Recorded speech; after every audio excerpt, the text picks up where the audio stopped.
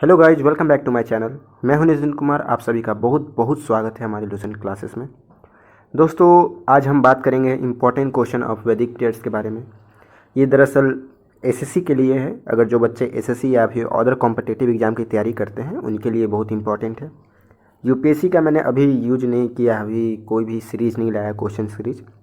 मैं सोच रहा हूँ कि एक बार पूरा जब हिस्ट्री कंप्लीट हो जाऊँगा, मतलब कर दूँगा, तो उसके बाद मैं आप सबके लिए एक एक करके एसएससी का अलग और यूपीएससी का अलग क्वेश्चन सीरीज लेके आऊँगा।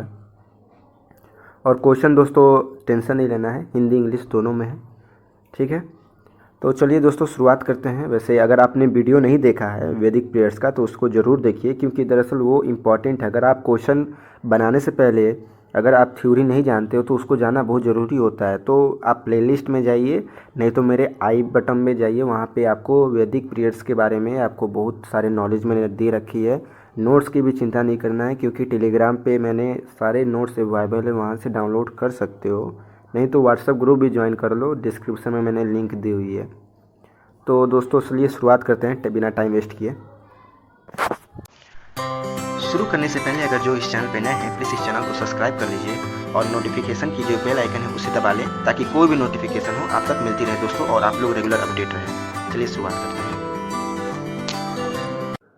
दोस्तों, हमारा जो पहला क्वेश्चन है वो बोलता है कि जो हमारा इंडियन स्टेट एम्बलम में एक वर्ड है सत्यमेव जयते, वो आपको बताना है कि इन चारों में से जो टेक्स्ट्स हैं कहाँ से लिया गया है। उपनिषद से लिया गया है, या सामवेदा से लिया गया है, ऋग्वेदा से लिया गया है, या फिर रामायण से। सत्यमेव जयते कहाँ से लिया गया है? तो 1 मिनट वीडियो होल्ड करके आप क्वेश्चन बनाइए, मैं इसका आंसर बताता हूँ, ठीक है। स्टार्ट, होल्ड कर देना, फिर इसका आंसर लिखना और मैच करना। तो इसका आंसर हो जाएगा दोस्तों उपनिषद। अब जिन्होंने ए अगर मारा है ठीक तो उनका सही है।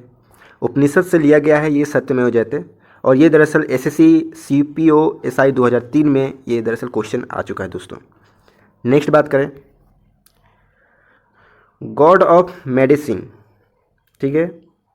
ये आयुर्वेद के चिकित्साओं के द्वारा किससे कहा जाता है? गॉड ऑफ मेडिसिन ये आयुर्वेद के चिकित्साओं के द्वारा किसको कहा जाता है?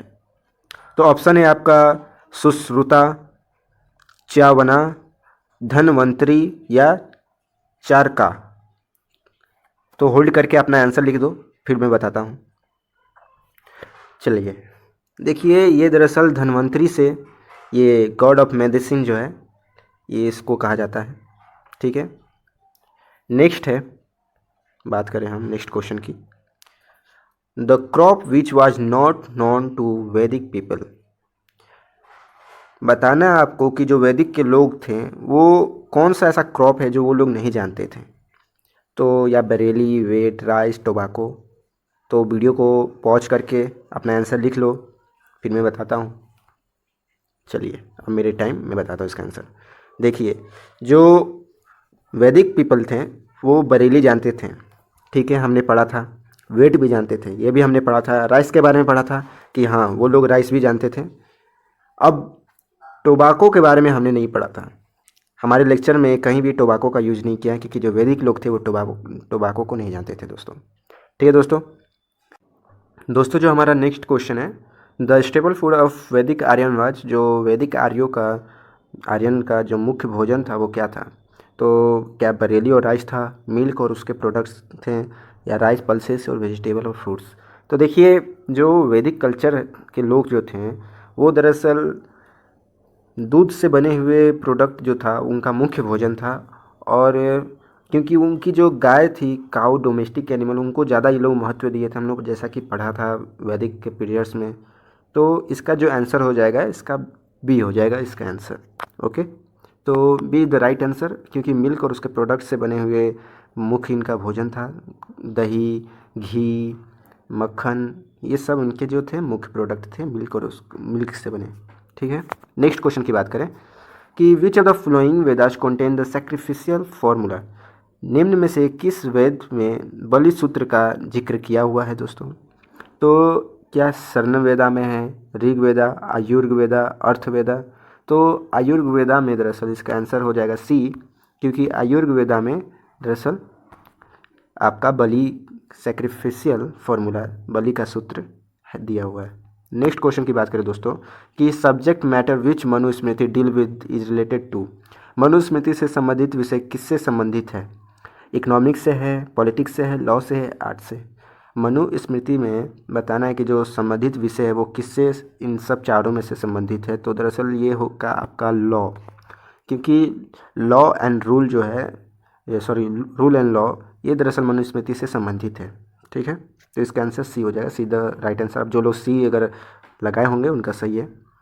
नेक्स्ट है हमारा the earliest statement of the Aryan tribals were eight.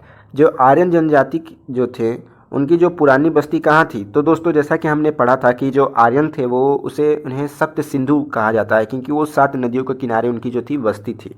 ठीक है, और उनकी जो महत्वपूर्ण रिवर थी वो दरअसल सिंधु रिवर जो थी वो बहुत ही इंपॉर्टेंट रिवर थी।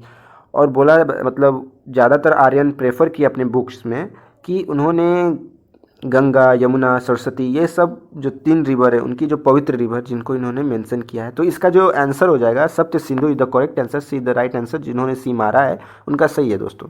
ठीक है, नेक्स्ट है हमारा who compiles the tales of panchayat raj. ये दरअसल एसएससी CHSL 2014 में ये क्वेश्चन आ चुके हैं कि पंचतंत्र की जो कहानी है उसे किसने लिखा है, संचालित किया है। तो इसका दरअसल आंसर हो जाएगा आपका Vishnu Sharma is the correct answer. Vishnu Sharma ने पंचतंत्र की कहानी लिखी है दोस्तों। ठीक है, नेक्स्ट बात करें कि जो उपनिषद है वो क्या है। तो एसएससी CGL 2016 में ये क्वेश्चन आया है कि बताइए उपनिषद क्या है। क्या वो ग्रेट इपिक्स है, स्टोरी बुक्स है, या सोर्स ऑफ हिंदू फिलोसफी, या लॉ बुक है? तो देखिए इसका भी आंसर आपका सी हो जाएगा, क्योंकि the source of Hindu philosophy ये बुक उपनिषद है दोस्तों। नेक्स्ट है हमारा who was the eldest brother among the Pandyas. जो पांड्याज के जो सबसे बड़े भाई थे वो कौन थे?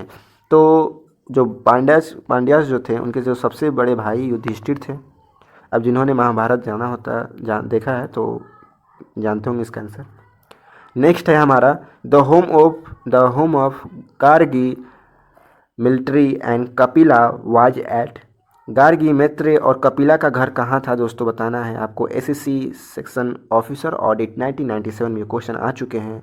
क्या विदिशा था, उज्जैन में था, पाटलिपुत्रा में था, या मिथिला में था? तो इसका आंसर दोस्तों आपको हो जाएगा D the correct answer. Mithila में था गार्गी, मैत्रेय और कपिला का घर। ठीक है दोस्तों, नेक्स्ट बात करें the Veda which deal with the rituals is known as. जो वेदाज अनुष्ठानों से संबंधित है इस रूप में जाना जाता है। बताइए कि रिचुअल्स के नाम पे कौन डील करता है? क्या वो ऋग वेदाज में रिचुअल्स के बारे में है, या यजुर्वेद वेदा में, सामवेदा में, या अर्थवेदा में? तो हमने पढ़ा था रिचुअल्स के बारे में। दरअसल ये यजुर्वेद वेदा जो था वो दरअसल रिचुअल्स के बारे में बताता है। तो B is the correct answer. Rigveda आपको कॉस्मोलॉजी के बारे में बताता है, जो ब्रह्मांड के बारे में आपको हो गया जानना हो तो ऋग्वेदाज में मिलेगा। सामवेदा आपको म्यूजिक्स और ब्लैक मैजिक्स के भी बारे में बताता है। अर्थवेदा आपको दोस्तों अर्थवेदा आपको मैजिक्स के बारे में बताता है, और आपको औषधि जितने भी आयुर्वेद प्रोडक्ट हैं अर्थवेदा में आपको जानने को मिलेगा। सामवेदा में म्यूजिक्स और डांस, यजुर्वेदा में आपके रिचुअल्स और कल्चर, और ऋग्वेदा में आपको कॉस्मोलॉजी, ब्रह्मांड और भी बहुत सारे जो मंत्र हैं ऋग्वेदास के अंदर आते हैं। ठीक है, कोई कन्फ्यूजन नहीं है। तो इसका आंसर हम लोग का दरअसल आपका B is the correct answer. Next बात करें from where the famous Gayatri mantra has taken. अब बताना है कि जो गायत्री मंत्रा है कहाँ से लिया गया है इन प्रसिद्ध जो भी टेक्स्ट्स हैं। तो यजुर्वेद से लिया गया, अर्थवेदा से, ऋग्वेदा से, या सामवेदा से?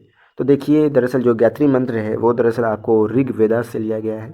ये क्वेश्चन आपको एसएससी CHSL 2012 में आ चुकी है क्वेश्चन। तो इसका answer C the correct answer. जो लोग सी लगाए हैं उनका ये आंसर सही है। नेक्स्ट बात करें the first grammarian of Sanskrit language was. Sanskrit भाषा का पहला व्याकरण क्या था दोस्तों? एसएससी CHSL 2012 में ये क्वेश्चन आ चुके हैं। कल्हाना, मैत्रेयी, कालिदासा, पाणिनि। तो इसका आंसर आपको दोस्तों D is the correct answer. Panini जो है first grammarian of Sanskrit language है, याद रखना। नेक्स्ट बात करें, नेक्स्ट है हमारा the first to invade India were. जो भारत पे पहला आक्रमण करने वाले लोग जो थे वो कौन थे? देखिए, भारत पे हालांकि आक्रमण तो हुआ नहीं था, वो तो माइग्रेशन थे। ये दरअसल आयरन इन्वेंशन थ्योरी से ये दरअसल क्वेश्चन उठाया गया है एसएससी CHSL 2014 में। तो Aryan is the correct answer, ये आपका आंसर हो जाएगा। ठीक है, नेक्स्ट बात करें। The most important text of the वैदिक मैथमेटिक्स इज। तो वैदिक मैथमेटिक्स जो है सबसे महत्वपूर्ण पाठ है, बताना है आपको, सत्यपथा ब्राह्मण, अर्थवा वेदा, सुलवा सूत्रा, छन छंदोग्या उपनिषद। तो आपका सुलवा सूत्रा से आपका जो है वैदिक गणित जो है सबसे महत्वपूर्ण पार्ट है किसका? तो सुलवा सूत्रा का, जहाँ से हमें वैदिक मैथ्स के बारे में पता चलता है। लेकिन बाद में जब आर्यन इन्वेंशन थ्योरी आया तो ये सब खत्म कर दिया गया दोस्तों, और इंडियन को भी उन्हीं के जाति धर्म और कास्ट में भी बहुत सारे लोग जो ब्रिटिश थे अलग अलग अपना थ्योरी दे के बांट दिए।